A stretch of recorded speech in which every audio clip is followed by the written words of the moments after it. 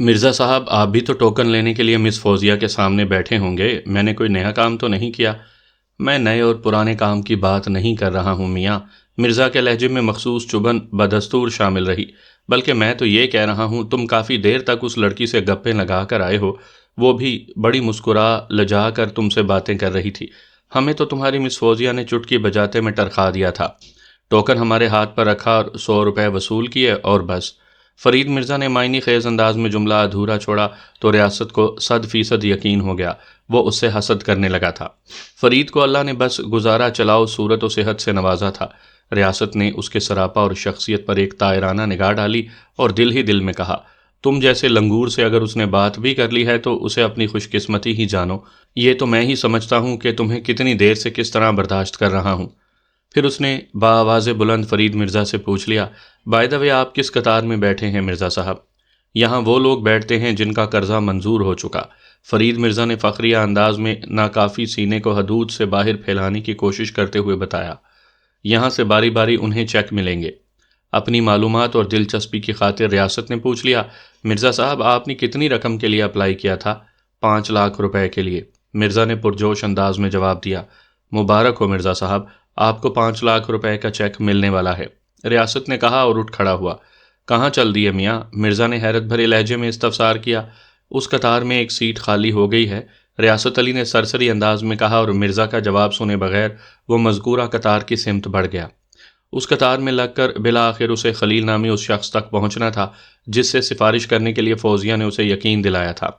اس دوران میں تھوڑے تھوڑے وقفے سے وہ نگاہ اٹھا کر فوزیہ کی طرف بھی دیکھ لیتا، 1 2 مرتبہ اس کی نظریں چار بھی ہوئیں اور اس نے فوزیہ کو بڑے دل آویز انداز میں مسکراتے ہوئے پایا۔ فوزیہ کی روح پرور اور انبساط انگیز مسکراہٹ نے اس کا جی بڑھا دیا، وہ خود کو معطر فضاؤں میں اڑتا ہوا محسوس کرنے لگا۔ ان لمحات میں وہ خود کو مجرم سا بھی محسوس کر رہا تھا، لیکن احساس ندامت اس قدر کمزور اور ناتواں تھا کہ احساس تفاخر نے اسے حقیر چیونٹی کی مانند کچل کر رکھ دیا۔ وہ فوزیہ کے بارے میں سوچتے ہوئے یکسر بھول گیا کہ اس کی با وفا بیوی گھر بیٹھی ہے۔ انسان کی نفسیات بھی بڑی عجیب و غریب ہے، بعض اوقات یہ احساسات اور جذبات کی ان انتہاؤں کو چھو لیتا ہے کہ اپنے قرب و جوار سے بیگانہ ہو جاتا ہے۔ اپنے ماحول سے یہ بیگانگی اسے اندھا، بہرا اور گونگا بنا دیتی ہے۔ خوشی کے شادیانوں میں اسے زندگی کی چیخ سنائی نہیں دیتی۔ جلد ہی ریاست کو یقین آ گیا کہ حسب وعدہ فوزیہ نے خلیل صاحب سے اس کی سفارش کر دی تھی۔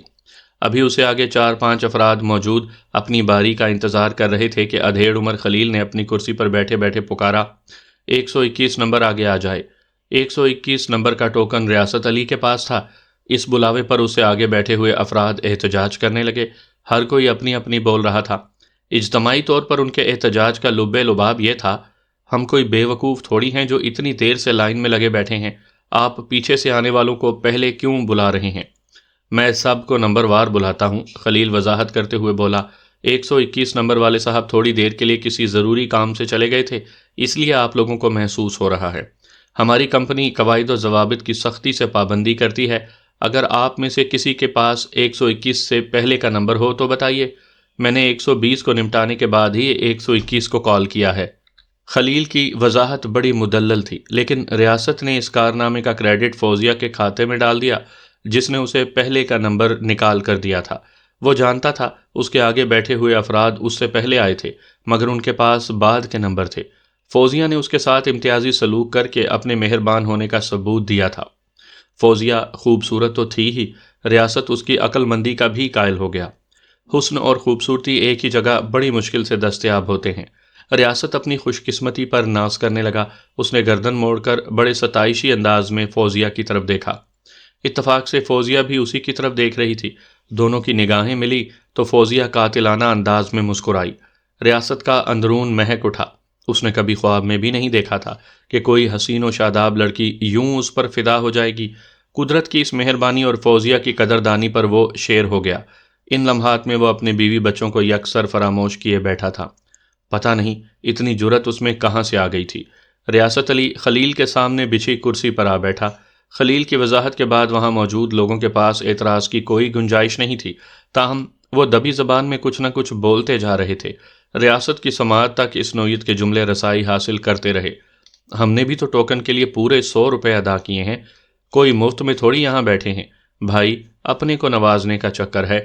ہمارے ملک میں کوئی اصول چل ہی نہیں سکتا۔ بینک میں یوٹیلیٹی بل بھرنے جاؤ یا نان شیر مال والے کے پاس روٹی لینے، یہی چلن دیکھنے کو ملتا ہے۔ تعلق والے بعد میں آ کر بھی پہلے نمٹ جاتے ہیں۔ اس ملک اور اس قوم کا تو اللہ ہی حافظ ہے۔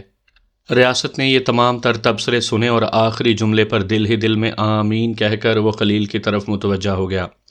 فوزیہ کی طرح خلیل کے نام کی چوبی تختی بھی اس کی میز پر رکھی نظر آ رہی تھی۔ خلیل کی عمر 55 سے متجاوز تھی۔ اس نے نظر کا بائی فوکل چشمہ لگا رکھا تھا، چہرہ ہونک اور مزاج آتشی تھا۔ وہ اتنے تواتر سے پان چبا رہا تھا کہ بولنے پر یوں محسوس ہوتا جیسے وہ الفاظ اس کے منہ سے نہیں بلکہ کسی کیمے کی مشین سے خارج ہو رہے ہیں۔ بہرحال وہاں آنے والوں کو کوئی اشد ضرورت کھینچ کر لاتی تھی، لہٰذا وہ پوری توجہ سے خلیل کی بات کو سمجھنے کی کوشش کرتے۔ ریاست بھی ہمتن گوش ہو گیا۔ خلیل نے اسے پوچھا، ہاں میاں، تمہارا کیا مسئلہ ہے؟ میں قرضے کے سلسلے میں معلومات حاصل کرنے آیا ہوں۔ ریاست نے کہا، تمہیں کتنا قرضہ درکار ہے؟ 1,00,000 روپے، ریاست نے بتایا۔ صرف 1,00,000؟ خلیل نے اس کی طرف دیکھا۔ وہ بولا، یہ بھی مل جائیں تو غنیمت ہے، اس رقم سے میرا کام چل جائے گا۔ کیوں نہیں ملیں گے میاں؟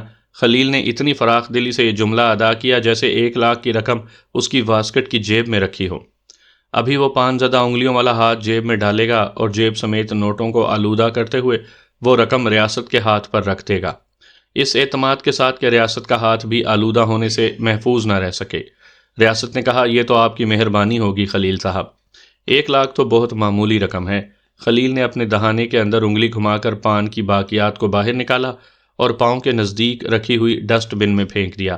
پھر بات کو آگے بڑھانے سے پہلے اس نے پان کی سٹیل باڈی ڈبیا کھولی، ایک پان نکال کر منہ میں دبایا، میز پر ہی رکھی ہوئی 2 لمبوتری پلاسٹک کی بوتلوں میں سے چھالیا اور تمباکو لے کر پھانکا اور آلودہ انگلیوں کو میز کی کگر پر صاف کرتے ہوئے وہ ریاست علی کی طرف متوجہ ہوا۔ ایزی لائف کا مطلب سمجھتے ہو میاں؟ ریاست علی کے کچھ بولنے سے پہلے ہی اس نے خود ہی جواب بھی دے دیا، یعنی آسان زندگی۔ ہماری کمپنی کا نام اسی لیے ایزی لائف رکھا گیا ہے کہ ہم لوگوں کی زندگیوں کو آسان بناتے ہیں۔ یہ خطاب وہ بآواز بلند کر رہا تھا تاکہ قرب و جوار والے بھی استفادہ کر سکے۔ میاں ریاست، تم 1,00,000 کی بات کرتے ہو، میں نے خود اپنی آنکھوں سے لوگوں کو 50 لاکھ اور 1 کروڑ تک کے چیک وصول کرتے دیکھا ہے۔ انکشاف انگیز انداز میں بات ختم کر کے اس نے تمباکو اور چھالیا کی بوتلوں کو ایک مرتبہ پھر اعزاز بخشا۔ شاید منہ کے اندر گردش کرنے والے ملغوبے میں ان کی کمی شدت سے محسوس کی جا رہی تھی۔ یہ دونوں پلاسٹک کی بوتلیں دراصل وہ ڈبیاں تھیں جن کے اندر کیمرے کی فلم رکھی ہوتی ہے۔ ریاست علی نے پوچھا، آپ لوگوں نے اشتہار میں آسان شرائط کی بات کی ہے، مجھے 1,00,000 کا قرضہ حاصل کرنے کے لیے کن کن مراحل سے گزرنا ہوگا؟ میں آپ لوگوں کا پروسیس اور پروسیجر معلوم کرنے آیا ہوں۔ پروسیس اور پروسیجر بہت ایزی ہے کیونکہ اسے ایزی لائف ٹریڈرز والے ڈیل کر رہے ہیں، خلیل نے فخریہ لہجے میں بتانا شروع کیا۔ ریاست میاں، تمہیں 1,00,000 کا قرضہ مل جائے گا۔ ہم اس 1,00,000 کی رقم پر 10% مارک اپ وصول کریں گے، یعنی تمہیں 1,10,000 روپے لوٹانا ہوں گے، اور وہ بھی آسان اقساط کی صورت میں۔ 1,00,000 کے قرضے کی قسط 2,000 روپے ماہانہ ہوتی ہے، بس اتنی سی بات ہے۔ جیسا کہ قرض کا اصول ہوتا ہے، پہلی قسط ہم اسی وقت کاٹ لیں گے جب تمہیں چیک جاری کیا جائے گا۔ تمہیں 98,000 روپے کا چیک پیش کیا جائے گا۔ وہ ایک لمحے کو متوقف ہوا، پھر سرسری انداز میں بولا، اگر ہماری کمپنی کا سسٹم تمہاری سمجھ میں آ رہا ہو تو مس انیتا کے پاس جا کر رجسٹریشن کروا لو۔ مس انیتا؟ ریاست نے سوالیہ انداز میں دہرایا۔ خلیل نے بائیں جانب اشارہ کرتے ہوئے کہا، مس انیتا ادھر بیٹھی ہیں۔ ریاست جب اس کمپنی کے دفتر میں داخل ہوا تھا تو اس نے مس انیتا کو اپنی سیٹ پر بیٹھے دیکھا تھا، تاہم وہ اس وقت اس طرح دار حسینہ کے نام سے واقف نہیں تھا۔ کمپنی کا سسٹم اس کی سمجھ میں بیٹھ گیا تھا، لہٰذا وہ پان خور خلیل صاحب کے سامنے سے اٹھ کر مس انیتا کے سامنے جا بیٹھا۔ انیتا کی میز پر بھی اس کے نام کی 24 تختی موجود تھی۔ ریاست کو اپنی آمد کی غرض و غایت سے انیتا کو آگاہ نہیں کرنا پڑا، یوں محسوس ہوتا تھا کہ وہ پہلے سے سب کچھ جانتی ہو۔ کسی خودکار مشین کے مانند وہ شروع ہو گئی، آپ کا نام، ایڈریس، کہاں کام کرتے ہیں، فون نمبر، کتنی رقم درکار ہے، ضمانتی کون ہوگا، وغیرہ وغیرہ۔ یہ تمام تر قوائف وہ ایک کمپنی کے چھپے ہوئے ایک فارم میں درج کرتی جا رہی تھی۔ ریاست کھٹا کھٹ انیتا کی مطلوبہ معلومات اسے فراہم کرتا جا رہا تھا۔ ضمانتی پر آ کر اس کی سوئی رک گئی۔ کیا یہ بہت ضروری ہے؟ ریاست علی نے پوچھا۔ ظاہر ہے، انیتا نے بڑی ادا سے کہا اور اس کی آنکھوں میں دیکھتے ہوئے بولی، ہم 1,00,000 روپے کی رقم اٹھا کر آپ کو دے رہے ہیں۔ آپ کی کوئی گارنٹی ہمارے پاس بھی تو ہونی چاہیے نا سر۔ انیتا نے جب بڑی لگاوٹ سے اسے سر کہا تو وہ خوشی سے پھول گیا۔ اس کے گمان میں بھی نہیں تھا کہ زندگی میں کبھی ایسی پری وش ماں جبیں اسے سر سر کہہ کر پکاریں گی۔ انیتا اور فوزیہ ایک سے بڑھ کر ایک تھی، لیکن ریاست کو جو بات فوزیہ میں دکھائی دی وہ انیتا میں نظر نہیں آئی۔ حالانکہ انیتا فوزیہ کے مقابلے میں زیادہ گوری چٹی اور سمارٹ تھی، وہ first impression is the last impression کے فلسفے میں گرفتار ہو گیا تھا۔ انیتا کی رس بھری آواز نے اسے خیالوں سے چونکا دیا۔ سر، میں نے آپ کا فارم پر کر دیا ہے، آپ کسی گارنٹر کا بندوبست کر لیں تو میں آپ کا کیس پروسیس میں ڈال دوں گی۔ ٹھیک ہے، میں کل آپ کو اس کے بارے میں بتا دوں گا، ریاست نے کہا۔ تو میں آپ کی رجسٹریشن تو اوکے کر دوں نا؟ بالکل بالکل، ریاست جلدی سے بولا۔ سر، اس کے لیے آپ کو رجسٹریشن فیس بھی ادا کرنی ہوگی، انیتا نے نرم لہجے میں کہا۔ ریاست نے سیٹ چھوڑنے سے پہلے پوچھ لیا، آپ کی رجسٹریشن فیس کتنی ہے؟ خلیل صاحب نے آپ کو 1,00,000 روپے کے قرض کی ماہانہ قسط کے بارے میں تو بتا دیا ہوگا۔ وہ شوگر کوٹڈ ٹیبلٹ کو ریاست علی کے حلق میں اتارتے ہوئے بولی، ہماری رجسٹریشن فیس ایک قسط کے برابر ہوتی ہے۔ ریاست کو وہ ٹیبلٹ باؤنٹی نہ لگی۔ اس نے ٹیبلٹ کے اندر چھپی کڑواہٹ کو فوراً محسوس کر لیا، حیرت بھرے لہجے میں بولا، یعنی 2,000 روپے رجسٹریشن فیس؟ یس سر، وہ تبسم ریز لہجے میں بولی اور ریاست کو بڑی گہری نظر سے دیکھنے لگی۔ یہ کچھ زیادہ نہیں ہے، وہ اس کی نظر کے روب میں آتے ہوئے بولا۔ ممکن ہے آپ کو زیادہ لگ رہی ہو سر، وہ فراخ دلی سے مسکرائی، پھر متاثر کن سنجیدگی سے بولی، فراڈ کا کام کرنے والے عموماً رجسٹریشن فیس بہت کم لیتے ہیں یا پھر لیتے ہی نہیں، اور انہیں اس سے کوئی فرق نہیں پڑتا۔ چند روز بعد انہیں اپنا ٹین ڈبہ سمیٹ کر رفو چکر ہونا ہوتا ہے، مگر ہم مضبوط بنیادوں پر اس بلڈنگ میں بیٹھے ہیں۔ ہم صرف اس فلور کا کرایہ 50,000 روپے ماہانہ ادا کر رہے ہیں۔ آفس کی آرائش و زیبائش اس کے علاوہ ہے۔ 10,000 روپے سے زیادہ تو بجلی کا بل ہی آ جاتا ہے، انکم ٹیکس الگ ادا کرنا پڑ رہا ہے۔ ہمارا تمام تر بزنس قانونی ہے اور باقاعدہ اس کا انشورنس ہوا ہے۔ اگر آپ کو یقین نہ آ رہا ہو تو میں آپ کو لیگل ڈاکومنٹس دکھا سکتی ہوں۔ آپ ذرا عقل مندی سے سوچیں سر، ماشاءاللہ آپ صورت ہی سے انٹلیکچوئل دکھائی دیتے ہیں۔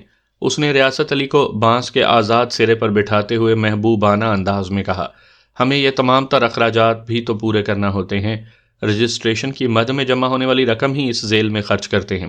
اور میں آپ کو ایک خاص بات بتاؤں؟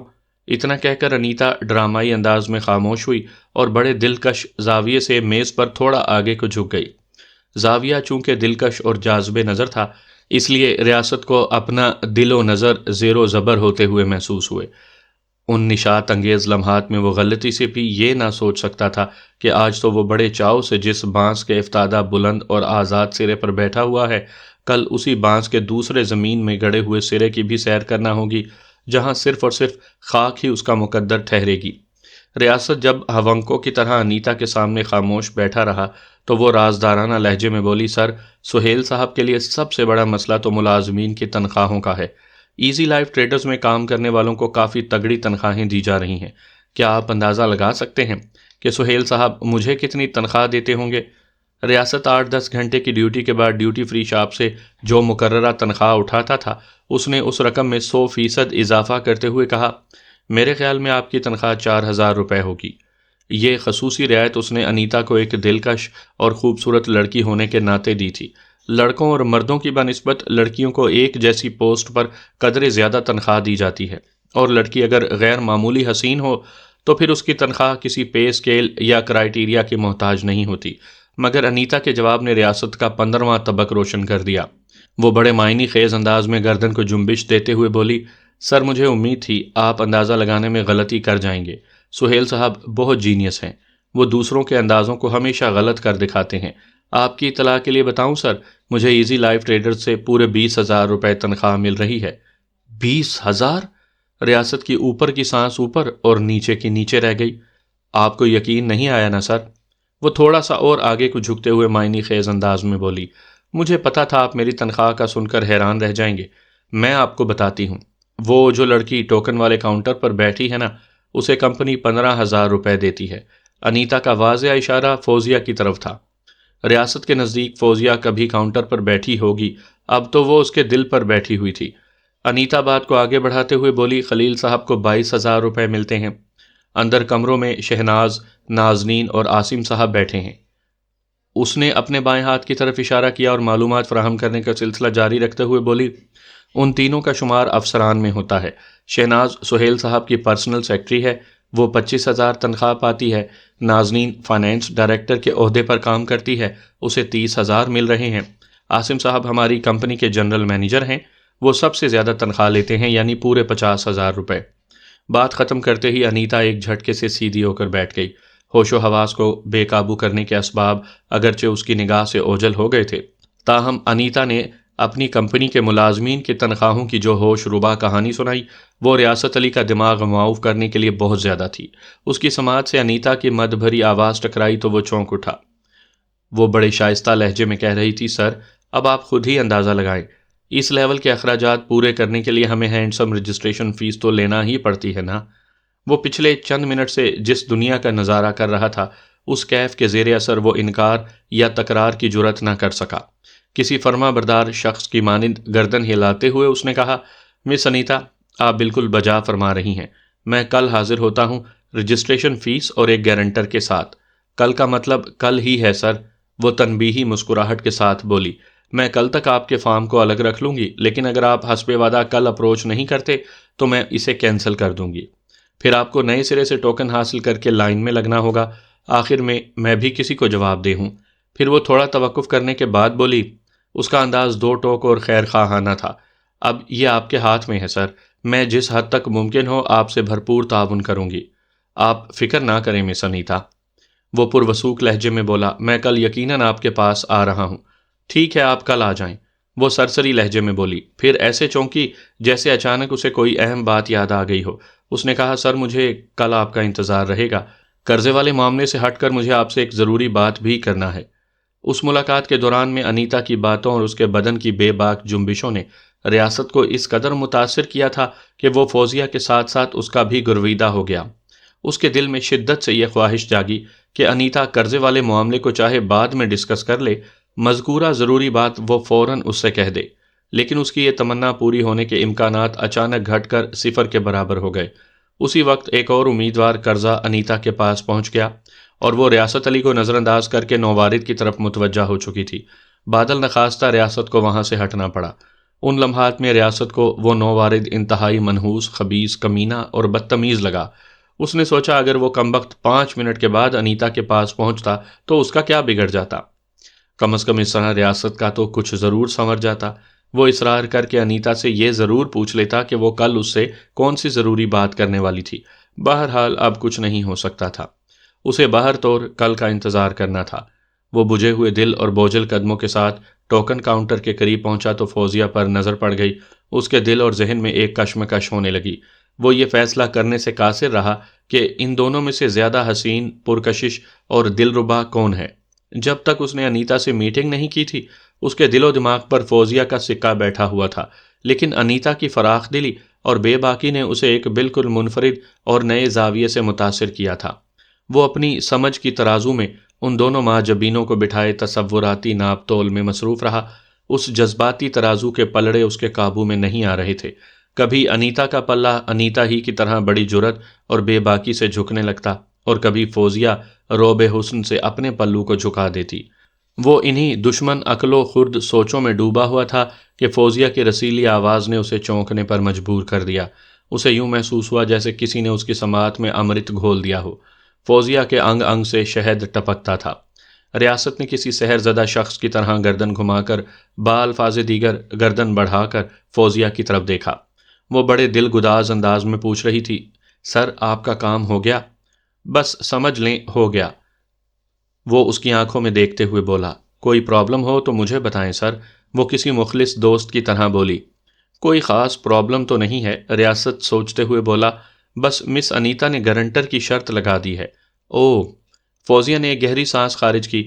گارنٹر تو بہت ضروری ہے سر۔ پھر پوچھنے لگی، اس سلسلے میں اگر آپ کو کوئی مشکل پیش آ رہی ہو تو میں بھی آپ کے لیے کسی گارنٹر کا بندوبست کر سکتی ہوں۔ آپ؟ وہ لکنت زدہ انداز میں صرف اتنا ہی کہہ سکا۔ ہاں میں، وہ اس بات میں گردن ہلاتے ہوئے بولی، آپ اگر کہیں تو میں آپ کی گارنٹر بن جاتی ہوں۔ کمپنی میری گارنٹی کو آنکھ بند کر کے ایکسیپٹ کر لے گی، آپ کہیں تو سر۔ آخری جملہ فوزیہ نے اتنے دلکش اور دل نشیں انداز میں ادا کیا کہ ریاست دل و جان سے اس پر قربان ہونے کو تیار ہو گیا۔ بے ساختہ اس نے سوچا، بیویاں اتنی اچھی کیوں نہیں ہوتی؟ ایسا سوچنے میں ریاست بیچارے کا کچھ زیادہ قصور نہیں تھا، وہ مردوں کی مخصوص نفسیات اور فطرت سے مجبور تھا۔ اپنی بیوی چاہے حور پری اور مہر و وفا کا پیکر ہی کیوں نہ ہو، محبت کے دو بول بولنے والی کوئی بھی نامحرم پرائی لڑکی اور دوسرے کی بغل میں دبی ہوئی عورت دنیا کی حسین ترین اور فرما بردار عورت نظر آنے لگتی ہے۔ اس روز جب ریاست گھر پہنچا تو اس کی دنیا ہی بدلی ہوئی تھی۔ وہ جس بیوی سے بے پناہ محبت کرتا تھا وہ اسے بھدی اور میلی کچیلی محسوس ہونے لگی۔ وہ اس کے قریب گیا تو اس کی طبیعت مکدر ہو گئی۔ بیوی نے چونک کر پوچھا، آپ کی طبیعت تو ٹھیک ہے نا؟ ابھی تک تو ٹھیک ہے، لیکن کچھ دیر اور تمہارے نزدیک بیٹھا رہا تو پھر کوئی گارنٹی نہیں۔ بیوی نے حیرت اور پریشانی سے شوہر کو دیکھا۔ کیوں؟ کیا اچانک میرے جسم میں سے کانٹے نمودار ہو گئے ہیں؟ اس نے پوچھا۔ آج آپ یہ کیسی باتیں کر رہی ہیں؟ ریاست نے کہا، میں ڈیوٹی فری شاپ سے کتنے ہی پرفیومز لا کر تمہیں دے چکا ہوں، لیکن تم انہیں استعمال کرنے کی زحمت نہیں کرتی ہو۔ تمہارے لباس سے ہر وقت ادرک، لہسن اور پیاز ہی کی بو اٹھتی محسوس ہوتی ہے۔ بیوی وہی تھی جو 10 سال سے اس کے قدم سے قدم اور شانے سے شانہ ملا کر چل رہی تھی۔ اس کا لباس بھی ویسا ہی تھا جیسا عموماً وہ پہنتی تھی۔ آج تک ریاست کو اس کے لباس میں سے ادرک، لہسن اور پیاز کی بو امڑتی محسوس نہیں ہوئی تھی، لیکن آج تو وہ خوشبوؤں سے مہکتے ہوئے 2 بدنوں کے قرب میں حسین لمحات گزار کر آیا تھا۔ ان مہکتے بدنوں کی حامل ماں جبینوں نے اس سے دل ربایانہ انداز میں کلام بھی کیا تھا۔ وہ اب تک اسی گفتگو کے نشے میں چور تھا۔ وہ بیوی کو بھی اسی ترازو میں رکھ کر تول رہا تھا اور یہ بھول رہا تھا کہ شاطر شکاری اپنی شکارگاہ کی پرکششی اور رنگینی اور سنگینی کے بل بوتے پر ہی تو کامیاب شکار کھیلتے ہیں۔ بیوی دور اندیش تھی، سمجھ گئی کہ شوہر کو کوئی ٹینشن ہوگی جو وہ اس قسم کی اکھڑی اکھڑی باتیں کر رہا ہے جن کا کوئی سر پیر ہے اور نہ ہی جواز۔ چنانچہ اس نے فوراً گفتگو کا موضوع بدل دیا اور پوچھا، آج آپ کو قرضہ دینے والی کمپنی میں معلومات حاصل کرنے جانا تھا، اس کا کیا ہوا؟ بیوی نے اپنی دانست میں موضوع بدلا تھا۔ وہ بیچاری نہیں جانتی تھی کہ موضوع کا تسلسل جاری ہے، کوئی کسی کے دل میں اتر کر تو نہیں دیکھ سکتا نا۔ ریاست نے فوزیہ اور انیتا کے تصور میں کلا بازیاں لگاتے ہوئے مسرور کن لہجے میں کہا، میں نے اس سلسلے میں مکمل معلومات حاصل کر لی ہیں، انشاءاللہ ہمیں قرضہ مل جائے گا۔ سچ؟ بے ساختہ حقیقی خوشی اس کی آواز سے پھوٹ نکلی۔ انہوں نے کوئی کڑی شرط وغیرہ تو نہیں رکھی؟ اس نے پوچھا۔ صرف ایک ہی کڑی شرط ہے، ریاست نے قدرے مغموم لہجے میں کہا، رجسٹریشن فیس 2000 روپے پہلے دینا ہوگی، اس کے بعد تو قرض کی ماہانہ قسط 2000 روپے بند جائے گی۔ گارنٹر والا مسئلہ چونکہ فوزیہ نے حل کر دیا تھا، لہٰذا اس نے بیوی سے نہ اس بات کا تذکرہ کیا اور نہ ہی اس مسئلے کا حل پیش کرنے والی کا۔ 1 لاکھ پر ہمیں کتنی رقم دینا ہوگی؟ بیوی نے نہایت ہی اہم سوال کیا۔ 10,000 روپے، یعنی 10% زیادہ، ریاست نے بتایا۔ کیا رجسٹریشن والے 2000 روپے بعد میں ادائیگی والی رقم میں ایڈجسٹ کر لیے جائیں گے؟ اس نے خالصتاً بیویانہ سوال کیا۔ نہیں، ریاست نے نفی میں گردن ہلائی، ان 2000 کا کوئی حساب نہیں، نہ پہلے اور نہ بعد میں۔ اچھا، تو اب میں سمجھی آپ اس قدر پریشان اور دباؤ میں کیوں ہیں۔ اچھی اور نیک سیرت بیویاں اپنے شوہروں کے بارے میں بڑی خوشگمان ہوتی ہیں۔ ریاست علی کی بیوی بھی اسی قسم کی تھی۔ اس بات سے بحث نہیں کہ بیویوں کی یہ عادت مفید ہے یا نقصان دہ، البتہ ایک بات وثوق سے کہی جا سکتی ہے کہ شوہروں پر اعتماد کرنے والی ایسی بیویاں ضرور جنت میں جائیں گی۔ کیا سمجھتی ہو تم؟ ریاست نے چور نظر سے بیوی کی طرف دیکھا۔ یہی کہ آپ 2000 روپے کے بندوبست کی وجہ سے فکر مند ہیں، وہ سادگی سے بولی۔ ظاہر ہے اتنی بڑی رقم آپ کی جیب میں تو رکھی ہوگی نہیں۔ وہ اثبات میں سر ہلاتے ہوئے بولا، یہ تو تم بالکل ٹھیک کہہ رہی ہو، آپ زیادہ پریشان نہ ہو۔ وہ خلوص دل سے اسے تسلی دیتے ہوئے بولی، میں نے گھر کے خرچے میں سے تھوڑا تھوڑا بچا کر کچھ رقم پس انداز کر رکھی ہے، مجھے امید ہے 2000 روپے تو نکل ہی آئیں گے۔ ریاست نے گہری اور اطمینان بھری سانس خارج کی اور ممنونیت بھرے لہجے میں بولا، تم نے میرے دل و دماغ سے ایک بڑا بوجھ اتار دیا ہے۔ ریاست نے کچھ بھی غلط نہیں کہا تھا، واقعی وہ 2000 روپے کے لیے سخت فکر مند تھا، لیکن اس نے محسوس کیا کہ اس کے دل و دماغ کا بوجھ کم ہونے کے بجائے کچھ اور بڑھ گیا تھا۔ اس بوجھ میں غالب وزن ان خیالات اور احساسات کا تھا جو فوزیہ اور انیتا کے حوالے سے مسلسل اس کے دل و دماغ میں انگڑائیاں لے لے کر بیدار ہو رہے تھے۔ وہ رات ریاست علی نے فوزیہ اور انیتا کی یادوں سے لپٹ کر سونے کی کوشش میں جاگتے ہوئے گزار دی۔ آئندہ روز وہ اپنی بیوی سے 2000 روپے لے کر ڈیوٹی پر چلا گیا۔ پھر لنچ کے وقفے میں وہ سیدھا ایزی لائف ٹریڈرز کے آفس پہنچ گیا وہاں کے تمام امور باحسن طریق طے پا گئے۔ ریاست علی نے 2000 روپے شناختی کارڈ کی فوٹو کاپی کے ہمراہ انیتا کے حوالے کیے۔ گارنٹر کے خانے میں مس فوزیہ کا نام درج کر دیا گیا اور ضروری مقامات پر جب ریاست علی اور فوزیہ کے دستخط ہو گئے تو مس انیتا نے اسے کہا، سر، آپ کے قرضے کے سلسلے میں ضروری کاغذی کارروائی ہو گئی ہے، اب آپ 1 ہفتے کے بعد آ کر معلوم کریں۔ 98,000 کے چیک کے بارے میں خلیل صاحب نے آپ کو بتا دیا ہوگا۔ اس نے اسبات میں سر ہلایا۔ خلیل نے اسے بتایا تھا ادائیگی کی پہلی قسط کاٹ کر ہی وہ چیک جاری کریں گے، باقی 1,08,000 روپے اصل زر پلس مارک اپ وہ 2,000 روپے ماہوار کے حساب سے وصول کریں گے۔ اس طرح مکمل ادائیگی میں 54 ماہ یعنی 4.5 سال کا عرصہ لگے گا۔ یہ تمام حساب کتاب تو ریاست کی سمجھ میں آ گیا تھا، لیکن وہ انیتا کی زبان سے بھی تسلی کے کلمات سننا چاہتا تھا، اس لیے وہ اس سے پوچھ بیٹھا، جب ساری کاغذی کارروائی مکمل ہے تو پھر 1 ہفتے کی دیر کیوں؟ سر، آپ ہماری مجبوریوں کو بھی تو سمجھنے کی کوشش کریں، وہ بڑی حسین لجاجت سے بولی۔ فوزیہ تو ہماری کمپنی کی ملازم ہے، اس کی گارنٹی کو تو چیک کرنے کی ضرورت نہیں، لیکن آپ نے جو دیگر کوائف بھروائے ہیں ان کی پڑتال تو ہمیں کرنا ہے نا۔ اسی کام کے لیے ہمیں 1 ہفتہ درکار ہے۔ وہ لمحے بھر کو سانس لینے کے لیے رکی، پھر اس کا انداز رازدارانہ ہو گیا، تھوڑا سا آگے کو جھکتے ہوئے بولی، ویریفیکیشن کے لیے ہم نے 10 افراد کا عملہ رکھا ہوا ہے جو پورے کراچی میں موٹر سائیکلوں پر دن بھر چکراتے پھرتے ہیں۔ ہمارے پاس درجنوں نہیں، سینکڑوں نہیں، بلکہ ہزاروں درخواستیں ہوتی ہیں جن کی ویریفیکیشن بہت ضروری ہوتی ہے سر۔ وہ براہ راست اس کی آنکھوں میں دیکھتے ہوئے بولی، آپ تو جانتے ہیں 5 انگلیاں ایک جیسی نہیں ہوتی، کچھ لوگ ہمارے ساتھ فراڈ کرنے کی کوشش کرتے ہیں، وہ ہمیں چکر دینے کے لیے درخواست قرضہ میں بعض اندراج بوگس یا غلط کروا دیتے ہیں، اور ویریفیکیشن پر پتہ چلتا ہے کہ اس ایڈریس پر تو وہ شخص رہتا ہی نہیں جس نے ہمیں قرضے کے لیے درخواست دے رکھی تھی۔ اس لیے سر، ہم چیک جاری کرنے سے پہلے اپنی تسلی کی خاطر ویریفیکیشن ضرور کرواتے ہیں۔ تھوڑا توقف کرنے کے بعد اس نے ریاست علی سے پوچھا، سر، آپ کے تمام اندراجات تو بالکل صحیح ہیں نا؟ 100% درست، وہ تیقن سے بولا۔ یہی بات ہے نا سر، وہ گول مول انداز میں بولی، اب سب لوگ آپ کی طرح ایماندار اور نستعلیق تو نہیں ہوتے نا۔ انیتا نے بڑے مدلل انداز میں اپنی بات کی وضاحت کر دی تھی۔ اگر اس موقع پر وہ کوئی نامناسب بات بھی کرتی تو اس کے دل نشین انداز اور ادا کو دیکھتے ہوئے ریاست چوں نہ کرتا۔ اچانک اسے یاد آیا انیتا اس سے کوئی ضروری بات کرنے والی تھی۔ اس نے انیتا کو یاد دلایا تو وہ چونکتے ہوئے بولی، ہاں سر، وہ میں یہ پوچھ رہی تھی کہ آپ کو ڈیوٹی فری شاپ سے کتنی تنخواہ مل جاتی ہوگی؟ ریاست نے قدرے محتاط انداز میں کہا، آپ یہ سوال کیوں کر رہی ہیں؟ وہ بات دراصل یہ ہے کہ سہیل صاحب خلیل صاحب سے بہت تنگ ہیں۔ وہ سرگوشیانہ انداز میں وضاحت کرتے ہوئے بولی۔ اپنی بات کو ریاست کی سماعت تک پہنچانے کے لیے اسے کوہنیاں ٹیک کر آگے کو جھکنا پڑا۔ خلیل انتہائی غصہ ور اور بد مزاج ہیں، کئی کلائنٹس نے ان کی شکایت بھی کی ہے۔ آپ نے بھی ان کا رویہ دیکھا ہوگا، سہیل صاحب ان کی چھٹی کرنا چاہتے ہیں۔ اب کمپنی خلیل صاحب کو اتنی بھاری تنخواہ دے کر اپنے کلائنٹس تو خراب کرنے سے رہی۔ انیتا نے کل ریاست کو بتایا تھا کہ ایزی لائف ٹریڈر سے خلیل نامی اس پان خور بڈھے کو 22,000 روپے مل رہے ہیں۔ اتنی بھاری تنخواہ میں خلیل کی سینیارٹی کا بھی ہاتھ تھا۔ ریاست ہمتن گوش رہا۔ انیتا اپنی بات کو آگے بڑھاتے ہوئے بولی، سر، اگر آپ اس پوسٹ کے لیے انٹرسٹڈ ہوں تو میں سہیل صاحب سے بات کرتی ہوں، لیکن مجھے پہلے پتہ چلنا چاہیے کہ آپ کو ڈیوٹی فری شاپ سے کیا مل رہا ہے، تاکہ میں یہاں سے آپ کو کچھ زیادہ ہی دلواؤں۔ ویسے ایک بات ذہن میں رکھیے گا، وہ 2 ٹوک انداز اختیار کرتے ہوئے بولی، خلیل صاحب والی تنخواہ وہ کسی بھی صورت میں آپ کو نہیں دیں گے۔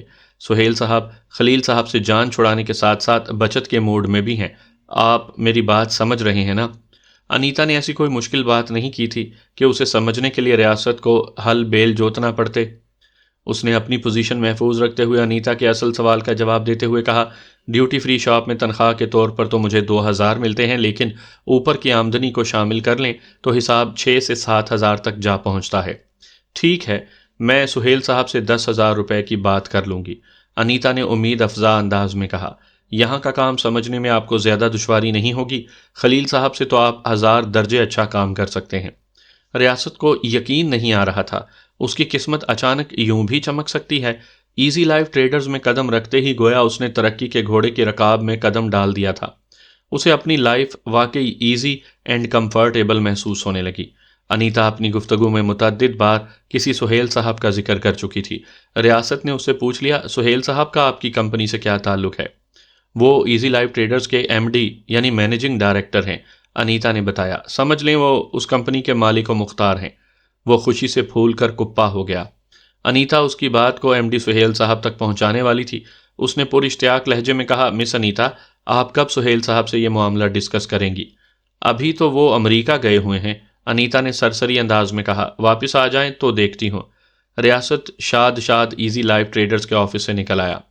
ایک ہفتے کے بعد وہ پھر وہاں پہنچا تو انیتا نے پرجوش انداز میں اسے مطلع کیا، سر مبارک ہو، آپ کا قرضہ منظور ہو گیا ہے، اب آپ مٹھائی کے لیے تیار ہو جائیں۔ کیا ویریفیکیشن ہو گئی؟ بالکل ہو گئی سر، اس کے بغیر قرضے کی منظوری کا کیا سوال؟ لیکن میرے گھر پر یا شاپ پر آپ کا کوئی نمائندہ تصدیق کے لیے تو گیا ہی نہیں، ریاست نے حیرت سے کہا۔ واقعی اس کے پاس ایسی کوئی بھی اطلاع نہیں تھی۔